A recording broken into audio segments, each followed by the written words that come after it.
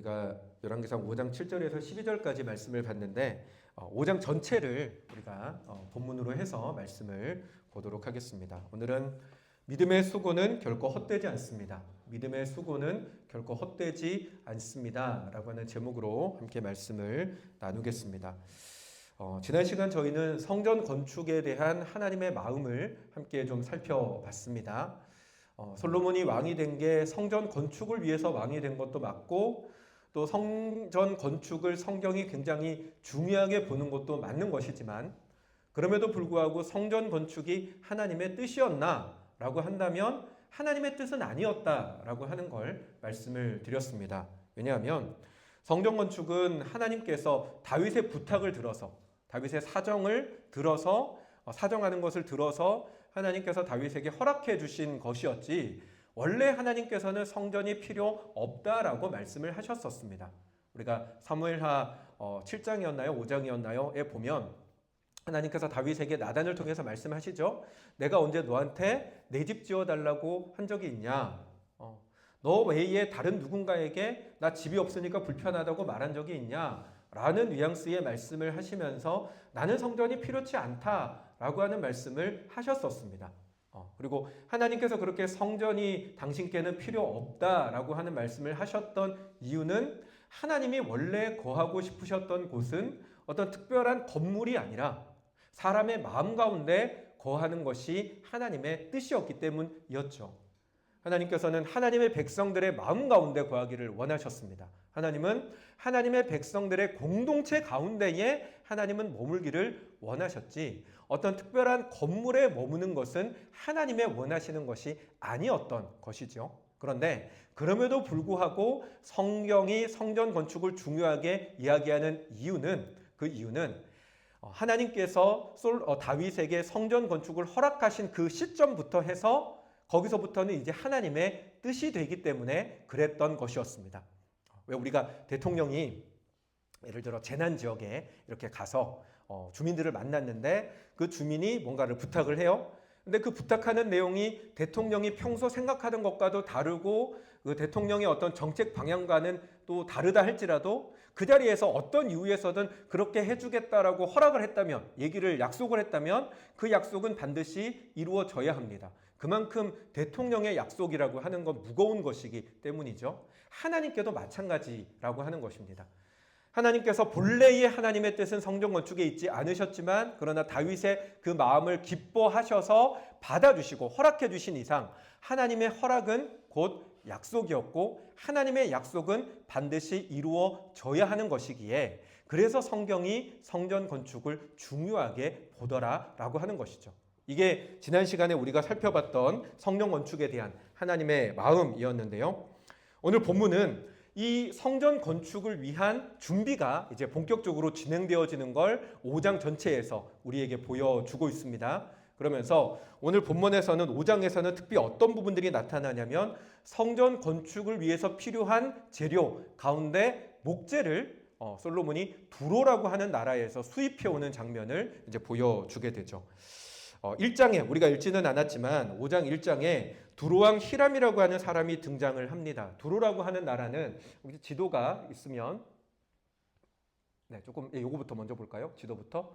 두로라고 하는 나라는 이스라엘 땅 북쪽 지역에 위치를 하고 있는 나라, 도시 국가인데 사실은 이 두로를 포함해서 여기 나오는 시돈이니 뭐 이런 나라들, 이 도시 국가들은 페니키아라고 하는 민족을 이루는 집단입니다.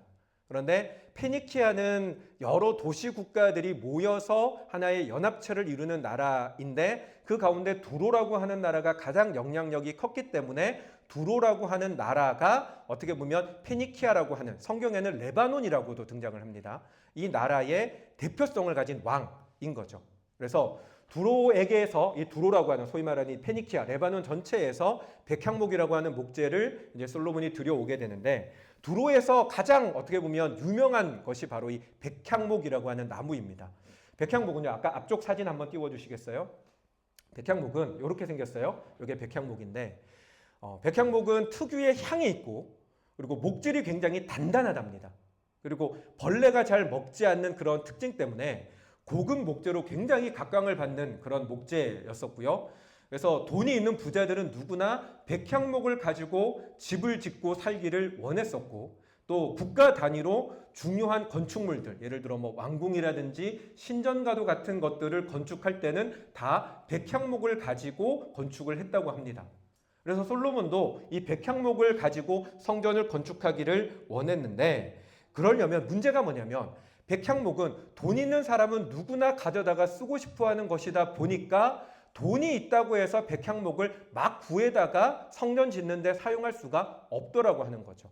그래서 어떻게 보면 솔로몬이 두로 왕에게 사람을 보내서 백향목을 좀 팔아주십시오라고 요청을 해서 허락을 받아야 되는 게 사실은 백향목의 구입인데, 또 그 구입 자체가 필요한 만큼 수량을 확보하는 것이 쉽지 않은 제목인데, 그럼에도 불구하고 5장의 우리가 내용들을 보다 보면 이 백향목의 구입이 생각보다 수월하게 이루어지는 것을 보게 될 뿐만 아니라, 백향목의 구입의 시작이 어떻게 되냐면 두로에서 사람을 먼저 보내서 이 거래가 형성이 되더라라고 하는 것이죠.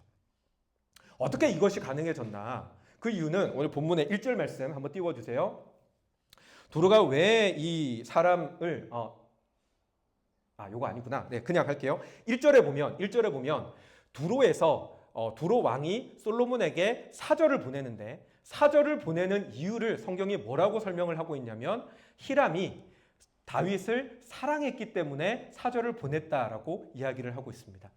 여러분, 여기서 말하는 이 사랑했다라고 하는 말은 이상한 의미의 그런 사랑이 아니라 두로왕 히람이 솔로몬을 존경했다, 흠모했다라고 하는 의미를 가지고 있는데, 그러니까 두로왕 히람이 평소에 다윗을 존경하고 흠모하는 마음이 있었기 때문에 다윗이 죽고 나서 솔로몬이 왕이 되자 그 솔로몬의 왕된 것을 축하하기 위한 의미로 사절을 보냈고, 사절을 보낸 그 목적으로 보낸 사절이 계기가 되어서 이 백향목 구입이 수월하게 진행될 수가 있었다라고 하는 것이죠. 그러면 여러분, 다윗과 두로 사이에 이와 같은 이 친밀한 관계가 언제부터 형성이 되어졌을까? 이 부분들을 우리가 성경에서 찾아보면 조금 전에 말씀 잠깐 나왔던 사무엘하 5장에서 볼 수 있는데요. 사무엘하 5장 말씀 띄워주시고 같이 한번 읽겠습니다. 함께 읽습니다. 두로왕 히람이 다윗에게 사절들과 백향목과 목수와 석수를 보내매 그들이 다윗을 위하여 집을 지으니. 아멘. 자, 여러분, 이 구절은요, 다윗 때에 히람이 목자와 인부들을 보내서 다윗의 집 곧 성전을 지어줬다라고 하는 것을 보여주는데, 근데 이 뉘앙스를 가만히 들여다보면 다윗이 뭔가 대가를 지불해서 목재를 사오고 인부를 사와서 집을 지은 것이 아니라 히람이 일방적으로 다윗을 위해서 이와 같은 호의를 베풀어 준 것 같은 뉘앙스를 우리가 볼 수가 있습니다. 왜 히람이 이 다윗에게 이와 같은 호의를 가지고 있었을까? 추측의 영역이지만 다윗의 이야기, 성경의 이야기 속에서 우리가 한 가지 볼 수 있는 게 있는데, 그게 뭐냐면 히람이 속해 있는 그 두로라고 하는 나라, 이 레바논이라고 하는 그 나라가 다윗의 덕을 톡톡히 본 적이 있습니다. 어떤 거냐면 여러분, 두로라고 하는 나라는요, 그 시대의 유명한 해양 국가였습니다. 해양 국가가 뭐예요? 배를 타고 무역을 통해서 막대한 부를 축적하는 나라인데, 이 두로라고 하는 나라가 해양 국가로 막대한 부를 축적해 나가고 있을 때에 두로 못지않게 경쟁 상대가 되어지는 민족이 하나 있었는데, 그 민족이 바로 블레셋이라고 하는 민족이었습니다. 성경에 블레셋이라고 하는 민족이 많이 등장을 하죠. 이 블레셋의 기원을 많은 학자들은 그리스 유민들이, 전쟁을 피해서 도망쳐왔던 그리스 유민들이 이 가나안 지역에 정착을 하면서 블레셋 민족을 형성했다라고 학자들은 이야기를 하고요. 그렇다는 말은 이 사람들 또한 배를 타고 무역하는 것에 굉장히 익숙한 사람들이었다라고 하는 것을 의미합니다. 그러다 보니 두로가 해양 민족으로 막 성장을 하고 있을 때 남부 지역 쪽에서는 블레셋이 동시에 함께 성장을 하면서 해양 무역의 경쟁 관계에 있었던 것이죠. 그런데 이 블레셋이라고 하는 나라는 해양 민족으로도 유명했지만 성경적인 의미에서 또 하나 더 뭐가 유명하냐면 이스라엘을 집요하게 괴롭혔던 민족으로 또한 유명합니다. 이스라엘이 가나안 땅에 정착하면서부터 이 블레셋이 얼마나 이스라엘을 집요하게 괴롭히고 약탈을 했는지 다윗 이전 사울 때까지만 하더라도 이스라엘이 산지에서 내려오지 못하는, 다 높은 산에 올라가서 숨어 살아야 될 만큼 블레셋의 괴롭힘이 심했었습니다. 그러다 보니 그런 상황에서 다윗이 왕이 되어지고 다윗이 왕이 되고 나서 어떻게 보면 가장 먼저 했던 업적 가운데 하나가 뭐냐면 바로 이 블레셋을 진멸하는 어떤 그런 일들을 다윗이 하게 되었던 것이고 다윗을 통해서 블레셋이 정벌됨으로 말미암아 블레셋의 해양 활동이 위축되고 블레셋이 위축되어진 그 틈을 타서 두로가 해양 무역을 독점하면서 전성기를 누리는 일이 일어나게 됐던 것이죠. 그러다 보니 두로 왕의 입장에서는 다윗이 바로 옆에 있는 이웃나라 왕이 얼마나 좋게 보이겠습니까? 그런 마음 때문에 사실은 호의를 가졌던 것이 한 가지 이유가 있습니다. 그리고 또 하나 더의 이유가 있었는데 그게 뭐냐면 두로라고 하는 나라는 아까 잠깐 지도에서 봤지만 일부만 보였지만 사실은 남북으로 길쭉하게 생겨진 땅을 가지고 있어서 이 나라에서는 식량이 제대로 공급되지가 못한다고 합니다.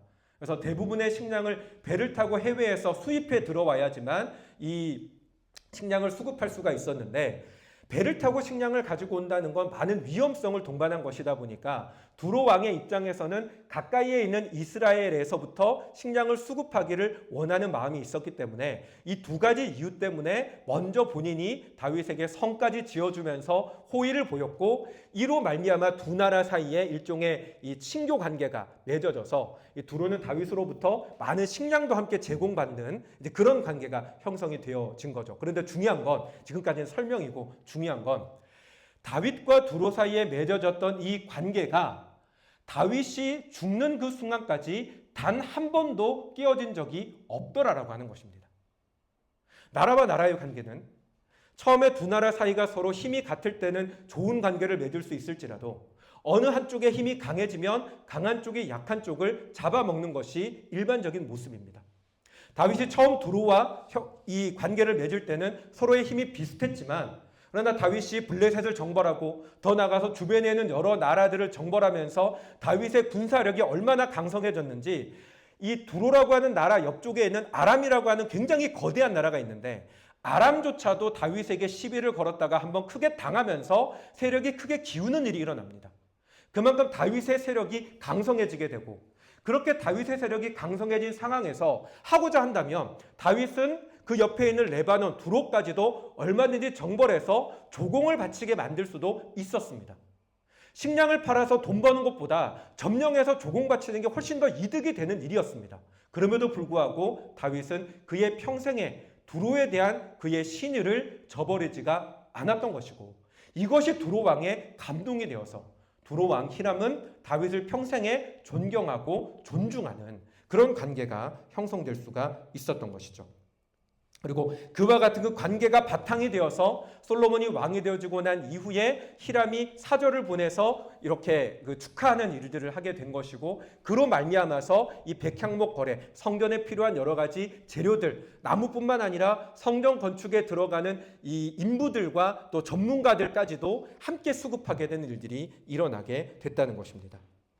여러분 지난 시간에 성전 건축은 다윗이 바란 것을 하나님께서 허락해 주신 것이다 라고 하는 말씀을 드렸습니다.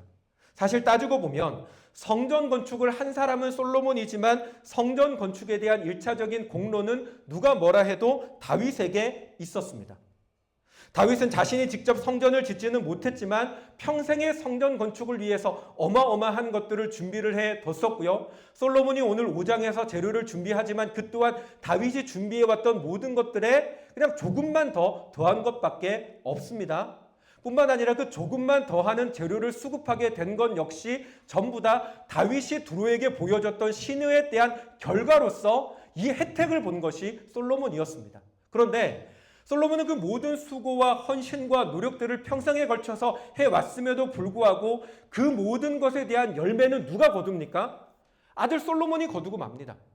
그토록 보고 싶었던 성전 건축, 그토록 하고 싶었던 성전 건축도 자기가 허락을 받은 것이지만 건축은 솔로몬이 하고 성전 건축이 되어져서 그곳에 하나님의 영광이 임하는 것을 목도한 사람도 솔로몬이었고 그 성전을 말미암아 하나님 앞에 봉헌하면서 하나님 앞에 이스라엘 민족을 대표해서 기도하는 영광도 아들 솔로몬이 다 누렸습니다. 모든 수고와 노력은 다윗이 다 했는데 그 모든 결과는 솔로몬이 거둬가고 말았던 것이죠. 그런데 여러분, 우리가 인생을 살아가면서 믿음의 길을 걸어가다 보면 때로는 내가 하나님 앞에 헌신하고 수고하고 애를 썼음에도 불구하고 그 모든 것들의 공로가 내게 오지 아니하고 엉뚱한 사람에게 돌아가는 것처럼 보여지는 순간들이 있습니다. 믿음을 가지고 믿음대로 살아가려고 몸부림치고 애를 쓰지만 나의 모든 노력과 수고는 아무런 의미가 없는 것 같고, 믿음으로 살아왔기 때문에 오히려 더 손해보고 더 힘들어지고 아파지는 것 같은 순간들이 있습니다. 평생을 땀 흘려서 수고했는데 이름 없이 빚도 없이 그런 식으로 헌신하며 수고했는데 정말 이름도 없어지고 빚도 없어지고, 남들은 탱자탱자 놀면서 그렇게 신앙생활 하는 것 같은데 그 사람들이 더 많은 영광과 더 많은 어떤 열매들을 거두어 가는 것 같은 것들을 볼 때가 있습니다. 하지만 그럼에도 불구하고 오늘 다윗의 이야기는 하나님께서 이 다윗에 대한 성전 건축에 대한 이야기를 성경에 기록을 하시면서 히람이 다윗을 사랑했기 때문에, 히람이 다윗을 존경하고 존중했기 때문에 이와 같은 일들이 일어나게 됐다라는 이 기록은 다윗의 그 모든 수고와 헌신을 하나님께서 잊지 않고 계시다라고 하는 것을 보여주더라는 것입니다. 오늘 그 짧은 그 한 절의 문장을 통해서, 이 5장의 이야기들을 통해서 솔로몬이 가지고 있었던 그 모든 것들이 다 다윗의 헌신과 수고를 통해서 맺어진 것이다라고 하는 것을 우리들에게 보여주더라라고 하는 것이죠. 사랑하는 여러분, 하나님은 우리의 모든 수고와 헌신과 노력을 절대 헛것으로 만들지 않는 분이라고 하는 사실을 기억하는 저와 여러분들이 되시기 바랍니다. 여러분, 호주에 프랭크 제너라고 하는 사람이 있습니다. 한번 띄워주시겠어요? 젊은 시절에 방탕한 해병으로 지냈던 이 프랭크 제너라고 하는 사람이 어느 날 주님을 영접하게 됩니다. 그리고 주님을 만난 그 은혜가 너무나 크고 감사해서 결단을 해요. 어떤 결단을 하냐면, 나는 매일같이 10명에게 복음을 전하겠다. 나는 매일매일 10명의 사람에게 복음을 전하겠다라고 하는 다짐을 합니다. 그리고 이후에 그는 매일매일 시드니 한 거리로 나아가서 만나는 사람에게 그렇게 이야기를 합니다. 실례합니다, 선생님. 선생님은 구원을 받으셨습니까? 만약 오늘 밤 선생님께서 죽는다면 천국에 갈 수 있겠습니까? 라고 하는 질문을 하면서 10명의 사람들을 매일같이 만나며 다닙니다. 이 질문을 하면서 이 프랭크 제너는 무려 40년 동안 하루도 빠짐없이 거리로 나아갑니다. 하지만 40년의 시간이 흐르고 그의 건강이 점점 나빠져서 더 이상 거리로 나갈 수 없게 되었음에도 불구하고 그는 단 한 번도 누구에게도 당신 때문에 내가 예수를 믿었습니다 라고 하는 말을 40년 동안의 전도 기간 동안에 단 한 명에게도 그런 이야기를 들어보지를 못하게 됩니다. 제너는 자신의 40년의 시간이 실패라고 생각했습니다. 그는 자기의 인생은 열매 없이 열심만 있는 인생이었다라고 쓸쓸하게 스스로를 생각했었습니다. 그리고 그렇게 인생의 마지막 시간을 살아가고 있던 어느 날 영국인 목사 프랜시스 딕슨, 한번 사진 띄워주시겠어요? 이 프랜시스 딕슨이라고 하는 이 영국인 목사 한 사람이 이 제너를 찾아옵니다. 그리고 그에게 자신이 지난 3년 동안에 겪었던 이야기들을 이야기해 줍니다. 영국의 본머스 침례교회라고 하는 교회를 섬기던 이 프랜시스 딕슨이라고 하는 목사님은 어느 날 오전 예배를 마치려고 할 때쯤에 한 낯선 사람이 교회에 와서, 목사님, 제가 간증 하나를 하고 싶은데 해도 괜찮을까요? 라고 요청을 받습니다. 그래서 그 간증하는 것을 허락을 해주죠. 그리고 그의 입술을 통해서 자신이 친척을 만나기 위해서 시드니에 들렀다가 한 노인을 만나는 이야기를 듣게 됩니다.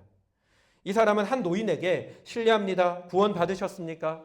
오늘 죽는다면 천국에 들어가실 수 있겠습니까? 라고 하는 이야기를 들었다고 합니다. 그때는 그냥 무시하고 지나갔는데 계속해서 그 말이 머릿속에 맴돌아서 자기가 영국으로 오자마자 그는 주님을 영접했다라고 간증을 했습니다. 이 간증을 듣고 난 이후에 이 프랜시스 딕슨 목사님이 또 호주의 교회들의 초청을 받아서 설교를 하러 갑니다. 그리고 설교를 하던 중에 이 자신에게 이 이야기를 해줬던 사람의 간증 이야기를 설교에 하게 되는 겁니다. 그리고 그와 같은 얘기를 했을 때 예배를 마치고 자신에게 와서 나 역시 그와 같은 사람을 만난 적이 있습니다라고 하는 간증을 또다시 듣게 됩니다. 신기한 일은 이후에 호주에서 설교를 마치고 다시 영국으로 돌아와서 설교 시간에 본인 성도들에게 또 이야기를 합니다. 이런 일이 우리 교회에 있었는데 호주에 가서 설교하다가 또 그런 얘기를 들었습니다. 라고 얘기를 했더니 예배를 마치고 나서 4명의 노인들이 또 이 목사님을 찾아옵니다. 그리고 그 노인을 그 시드니에서 전도하는 그 노인을 25년 전에 35년 전에 시드니에서 만났고 그 노인 때문에 자신이 주님을 영접하게 됐노라 라고 하는 이야기를 하게 됩니다. 듣게 됩니다. 여기서 이야기가 끝나지 않습니다. 이 목사님이 캐러비안이라고 하는 그 선교사님들의 큰 대회가 있어요. 캐러비안 선교 대회에 참석해서 이 간증을 나눕니다. 그러자 간증을 마치고 나서 3명의 선교사님이 찾아와서 우리도 각각 15년 전에 25년 전에 그 노인을 통해서 주님을 영접했습니다라고 하는 소식을 듣습니다. 이야기를 듣습니다. 또다시 미국 조지아라고 하는 곳에 가서 해군 군종 목사님들을 대상으로 집회를 하는데 그곳에서도 이 노인 때문에 주님을 영접했습니다라고 하는 다수의 목사님들을 만납니다. 그리고 6개월 후 인도로 가서 인도 선교사 집회에 참석을 합니다. 집회가 마치고 식사하던 중에 한 인도 사람에게 당신은 어떻게 예수를 믿게 됐습니까? 라고 물어봤더니 이 인도 사람이 하는 말이 자신이 시드니의 외교관으로 가서 어느 날 아이들에게 선물을 사주기 위해서 백화점으로 가는데 이 노인을 만나서 한 노인이 만나서 실례합니다. 당신은 구원받았습니까? 죽으면 천국 갈 수 있습니까? 라고 하는 말을 들었고 그 사람 때문에 자신도 예수를 믿게 됐다라고 하는 이야기를 듣게 됩니다. 그 인도 사람을 만나고 8개월 후에 드디어 이 목사님이 호주 시드니에서 말씀을 전하게 됩니다. 그리고 사람들에게 시드니 조지가라고 하는 곳에서 전도하던 노인을 알고 있느냐라고 묻습니다. 사람들은 그 노인이 누군지 알고 있고 지금은 나이가 너무 많아 더 이상 거리로 나오지 않습니다. 라고 이야기를 합니다. 그리고 그 집을 수소문해서 찾아가죠. 띄워주세요. 네, 그 집이 이 집인데 뒤에 이 집이에요. 집을 찾아갑니다. 그리고 자신이 지난 3년 동안 들었던 이 놀라운 이야기를 이 제너에게 이야기해 줍니다.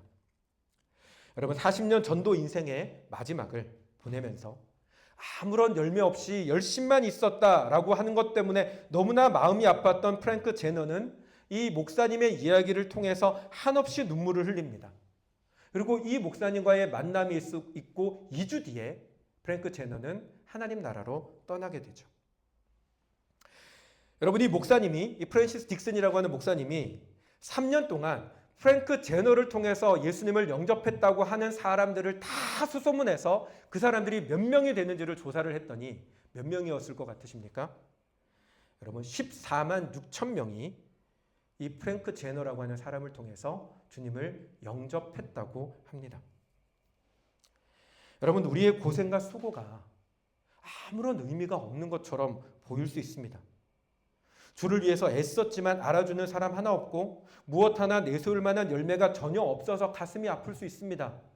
남들은 주님과 상관없이 자기 마음대로 교회는 다니지만 살아가는 인생의 모습을 보면 주님과 상관없이 살아가고 있는데 그렇게 살아가고 있는 모습을 보고도 그 모습 속에 아무런 고난도 없고 하는 것마다 다 잘 되는 것 같고 자식들도 다 잘 되는 것 같고 인생이 술술 풀리는 것 같은데 나는 하나님의 말씀을 지키기 위해서 애쓰고 몸을 입히며 살아왔는데 내 모습이 남들에게는 너무나 초라하고 부족한 것처럼 보여질 수 있습니다. 그럼에도 불구하고 여러분, 하나님은 우리가 믿음의 수고를 말씀을 지키기 위해서 애쓰며 살아왔던 그 시간들을 절대로 헛된 것으로 만들지 않는다라고 하는 사실을 믿는 저와 여러분 되시기를 주님의 이름으로 축원합니다. 여러분 다윗이 살아갔던 인생은 여러분 그가 그토록 원했던 것 높은 자리에 올라서 왕이 되는 것도 아니었습니다. 여러분 다윗이 정말로 하나님 앞에 간절히 원했던 것 가는 곳마다 전쟁에서 승리하는 것도 아니고 많은 나라가 자기에게 조공 바치는 것도 아니고 다윗이 정말 간절히 원하는 건 하나님의 영광을 보는 것이었습니다.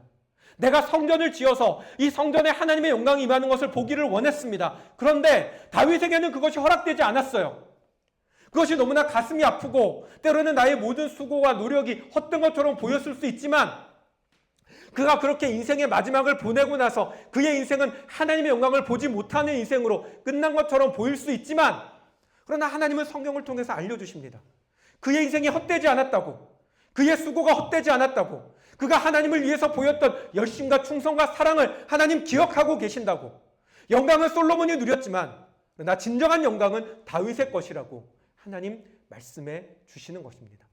사랑하는 여러분, 여러분이 하나님을 위해서 살아가는 수고들, 그 헌신들, 그 몸부림들, 여러분의 기도들, 남들에게 비난받고 손가락질 받고 무시당함에도 불구하고 말씀을 지키기 위해서 애쓰는 그 모든 시간들 하나님 기억하시는 줄로 믿습니다. 하나님께서 그것을 기억하시고 하나님의 영광으로 채워주시는 줄로 믿습니다. 여러분, 프랭크 제너는 40년의 시간이 헛되다고 생각하고 그 인생의 마지막 순간을 보내고 있을 때 2주 남겨놓고 하나님은 이 프랜시스 딕슨이라고 하는 목사를 통해서 하나님이 그의 영광을, 하나님이 그의 수고를, 그의 40년의 시간들을 하나하나 기억하고 계시고 하나님께서 그에게 영광을 절대로 거두지 않으신다라고 하는 걸 보여주셨습니다. 어쩌면이 아니라 분명히 확신하건대 프랭크 제너가 하나님 나라 가서 지금 그곳에서 자신이 전도했던 14만 6천 명의 그 모든 영광을 그는 그곳에서 누리고 있을 줄로 믿습니다. 그러니 사랑하는 여러분, 여러분의 수고가, 여러분의 기도가, 믿음의 몸부림이 절대 헛되지 않다라고 하는 사실을 꼭 기억하고 여러분의 수고를 포기하지 않는 저와 여러분이 되실 수 있기를 주님의 이름으로 축원합니다. 그리고 하나만 더 보겠습니다. 오늘 본문 속에서 우리가 꼭 봐야 하는 것이 있는데요. 5장에서 여러분 솔로몬은 성전 건축에 들어가는 목재인 백향목을 두로에서 수입해서 옵니다. 그런데 솔로몬이 수입해서 들어온 건 목재만이 아니라 또 뭘 가지고 오냐? 왕상 15장 18절에 보니까 같이 읽습니다. 솔로몬이 건축자와 히람의 건축자와 그발 사람이 그 돌을 다듬고 성전을 건축하기 위하여 제목과 돌들을 갖추니라. 아멘. 자, 여러분, 솔로몬이 두로로부터 가지고 온 건 목재뿐만 아니라 건축 전문가들도 데리고 옵니다. 그리고 또 건축 전문가들뿐만 아니라 돌을 다듬는, 그러니까 돌을 뜨는 어떤 전문 인력들도 데리고 오게 되죠. 여러분, 두로가요, 백향목으로도 유명한 나라지만 그 나라에서 또 하나 유명한 게 돌을 가지고 건축물을 짓는 것에 있어서 탁월한 나라라고 합니다. 반면에 여러분, 이스라엘은요, 솔로몬 이전까지는 전쟁한다고 바쁜 나라였고요, 또 다윗 이전까지는 블레셋에게 맨날 시달리던 작은 나라였습니다. 그러니 그 나라에서 이와 같이 건축과 관련되어진 문화적인 어떤 그 스킬이라고 하는 게 있을 리가 없는 거죠. 그러니까 따지고 보면 이 히람의 건축자들이 솔로몬에게 와서 성전 건축을 도와줬기 때문에 비로소 성전의 모양을 제대로 갖춘 어떤 그런 건물이 될 수가 있었다라고 하는 것입니다. 그리고 이와 같은 이야기들은 우리에게 뭘 보여주냐면 이스라엘의 성전이 누구와 같이 지어졌다? 이방인들과 함께 지어진 것을 우리들에게 보여줍니다. 많은 사람들이 하나님께서 구약 시대에는 하나님이 유대인들만 사랑하시고 신약 시대에 가서야 이방인들을 사랑하셨다라고 이야기하는 사람들도 있습니다. 하지만 여러분, 하나님께서는 이 다윗의 이야기들을 통해서 우리에게 보여주시는 건 하나님의 진정한 뜻은 하나님은 유대인만이 아니라 이방과 열방의 모든 사람들도 하나님께서는 사랑하시고 그들과 함께하기를 원하신다라고 하는 걸 우리들에게 보여주더라라고 하는 것입니다. 그리고 이방인과 연합하여 성전이 이렇게 건축되어질 수 있었던 이유는 무엇 때문입니까? 이 또한 다윗이 두로에게 보여줬던 그의 신의, 그의 한결같음 때문이었고 그것이 곧 무엇을 의미하냐면 다윗이 이방인일지라도 그는 조금도 차별이나 배척하는 것 없이 동일하게 이방인들을 대하고 있었다라고 하는 것을 우리들에게 보여주는 것입니다. 사랑하는 여러분, 하나님께서 정말로 하나님의 백성들에게 원하시는 것이 무엇입니까? 하나님은 원래 이스라엘에게 하나님이 원하셨던 것이 그와 같은 것입니다. 이방인들을 배척하거나 멀리하는 것이 아니라 하나님은 그들을 품고 그들을 인도하고 그들을 바른 길로 이끌어주는 걸 하나님이 원하셨다라고 하는 것이죠. 출애굽기 15장 5절에서 6절 말씀에 이런 말씀이 있습니다. 같이 읽겠습니다. 다 내게 속하였으니 너희가 내 말을 잘 듣고 내 언약을 지키면 너희는 모든 민족 중에서 내 소유가 되겠고 너희가 내게 대하여 제사장 나라가 되며 거룩한 백성이 되리라. 아멘. 여러분, 하나님께서 이스라엘 백성들과 시내산에서 언약을 맺으실 때 하나님이 너희를 내 백성으로 삼는 이유가 뭔지 알아? 이것 때문이야 라고 말씀하신 겁니다. 하나님이 이스라엘을 하나님의 백성으로 삼으신 이유가 뭐라고요? 열방의 이방의 제사장 나라가 되게 하기 위하여 하나님이 그들을 백성으로 삼으셨다는 것입니다. 이스라엘의 제사장은 두 가지 기능을 하게 되어 있습니다. 한 가지 기능은요, 제사입니다. 제사가 뭐예요? 백성들의 죄를 제사장들이 중보하여서 하나님 앞에 제사 지내면서 죄를 씻어주는 역할을 하는 게 이 중보하는 제사의 역할입니다. 여러분, 제사장들이 백성들의 죄를 중보해서 씻어주려면 백성들과 만나야 됩니다. 그들의 이야기를 듣고 어떤 죄가 있는지를 들어야 합니다. 그래야 하나님 앞에 가지고 나갈 수가 있는 겁니다. 마찬가지로 이스라엘이 열방의 제사장 역할을 하려면 이방 사람들을 만나야 하고 그들 가운데 있는 죄와 허물들이 무엇인지를 알고 그들과 소통해야지만 그걸 위해서 하나님 앞에 기도할 수가 있게 되는 것이죠. 제사장의 역할이 또 하나 있습니다. 그게 뭐냐면 하나님의 말씀이 어떠한지를 사람들에게 가르치며 그 말씀대로 살아가도록 이끄는 역할도 제사장에게 주어진 역할이었습니다. 마찬가지로 이스라엘 백성들에게 주어진 역할도 동일했다는 것입니다. 그들은 하나님의 말씀이 무엇인지 그들의 삶을 통해서 보여주고 열방이 하나님의 말씀대로 살아가도록 이끌어주는 역할을 이스라엘이 해야 했었다라고 하는 것이죠. 여러분, 이것은 하나님 우리에게 말씀하시는 것도 동일합니다. 여러분, 예수 믿는 우리가 하나님께서 우리에게 원하시는 것이 무엇입니까? 예수를 믿기 때문에 세상과 구별되어서, 물론 구별되어져야 하지만 하나님이 정말 우리에게 원하시는 건 세상을 품는 것입니다. 예수 믿는 사람이기 때문에 세상으로부터 동떨어져서 우리끼리만 살아가는 것이 아니라 세상에서 하나님을 알지 못하는 사람들과 그들에게 다가가서 그들에게 하나님을 보여주고 그들에게 하나님을 믿는 사람의 영광을 보여주면서 우리를 통해서 세상이 하나님을 만나도록 이끌어주는 일을 하는 것, 그게 예수 믿는 우리에게 하나님께서 맡기신 사명이라고 하는 것이죠. 그리고 그 사명을 감당하기 위해서 우리가 해야 되는 것이 무엇입니까? 다윗이 했던 것처럼 다윗이 두루를 향하여서 그의 신의를 보여주고 그의 한결같음을 보여주고 그들을 향한 사랑과 관용을 보여준 것처럼 우리도 세상 사람들을 향하여서 저들이 우리를 볼 때 믿을 만한 사람, 신뢰할 수 있을 만한 사람, 정말로 신의로운 사람이라고 하는 것을 우리는 보여주는 사람들이 되어야 한다라고 하는 것입니다. 사랑하는 여러분, 여러분은 세상 사람들을 대할 때에 믿는 사람들만이 아니라 믿지 않은 세상 사람들 한 사람 한 사람을 대할 때에 그들에게 어떤 모습으로 여러분들의 모습이 비춰지고 있습니까? 세상 사람들은 저마다 자기 자신밖에 보여주지 않습니다. 자신의 이득을 위해서라면 가장 가까운 사람조차도 얼마든지 멀리할 수 있는 게 세상에 사랑하는 사람들의 모습입니다. 하지만 다윗은요, 자신이 정복하는 것이 훨씬 더 이득이지만 그들과의 약속을 끝까지 신실하게 지켰습니다. 우리도 마찬가지여야 한다는 것입니다. 우리는 우리의 이득을 위해서 살아가는 것이 아니라 세상 사람들에게 하나님을 보여주기 위하여 우리의 모습을 통해서 하나님의 어떠함을 보여주는 사람으로 살아가야 할 줄로 믿습니다. 뿐만 아니라 다윗은 두루를 품었습니다. 우리도 마찬가지로 세상을 품는 사람들이 되어야 합니다. 여러분, 예수 믿는 사람들이 어떤 특징을 보이냐면 죄를 씻음받고 정결하게 되어졌고 또 뭐가 죄인지를 알고 하나님을 예배하는 사람이다 보니까 어떤 일들이 일어나면 세상이 너무 더러워 보여요. 세상 사람들이 너무나 더러워 보이고 저 사람들과 같이 교류하며 살아가면 뭔가 나도 때 묻을 것 같고 그들로 인해서 내가 무너질 것 같다라고 하는 생각들을 할 때가 있습니다. 물론 우리가 그들로 인해서 그들의 죄악과 허물들의 영향을 받는 것은 문제지만 반대로 오히려 우리가 그들에게 나아가서 우리의 선함을 하나님의 어떤 공의와 사랑을 그들에게 보여줘서 그들을 선한 모습으로 변화시켜 나아가는 모습이 되어야 하는데 그와 같은 모습으로부터 오히려 거리를 두는 일들이 그리스도인들에게 일어날 수도 있더라라고 하는 것이죠. 그러므로 사랑하는 여러분, 세상은 멀리할 곳이 아니라 주님의 빛으로 세상을 변화시키고 밝혀가야 하는 곳이라고 하는 사실을 기억하는 저와 여러분들이 되실 수 있기를 바랍니다. 여러분이 주변에서 만나는 사람들, 그들 한 사람 한 사람에게 다윗이 두루에게 한 것처럼 여러분의 모습을 통해서 그들에게 하나님을 보여주고 하나님의 사랑을 보여주는 사람이 되어질 때 하나님께서 원하시는 그 모습이 우리 가운데 온전히 이루어지게 될 줄로 믿습니다.